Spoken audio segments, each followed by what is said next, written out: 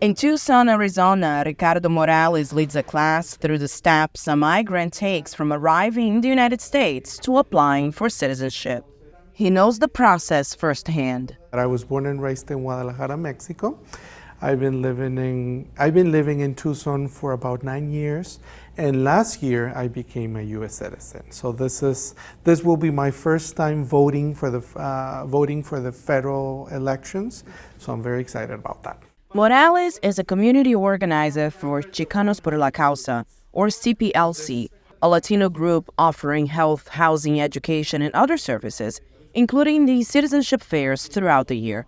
The fairs help dozens of people with the application process. By teaching people, by guiding people on how to become a U.S. citizen, you're giving them the opportunity to be a voice and to participate in our democracy.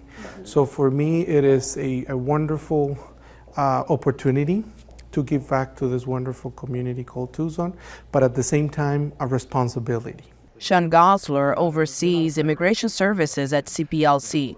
He says the group aims to lower barriers for migrants in priority areas other than citizenship too. A lot of people come, I have to work. That's the first thing I need to do. I don't have time to go to school or take classes, or sometimes classes are cost prohibitive as well, the ones that are worth it, or the free ones are very limited, and maybe they're during work hours, or they're not available, or they're online and not everybody's tech savvy. Gosler says becoming a U.S. citizen can take years due to long waits for residency requirements, processing backlogs, and other hurdles. Costs, language, culture sometimes, or lack of the knowledge. So sometimes, some people may qualify to take the test in their own language, but they don't know what those requirements are. So we do our best, obviously, to provide info sessions and free seminars and presentations in the community. Francisca Mora is taking advantage of today's free session.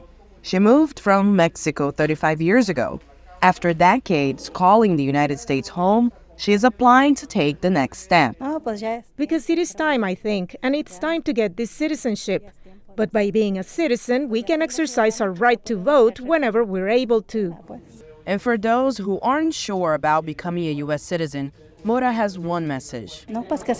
Well, make a decision. You must make a decision. I decided, and we're here. Whether it's navigating language barriers, costs, or legal complexity, these U.S. citizenship hopefuls found the courage to take the next step. Aline Barros, VOA News, Tucson, Arizona.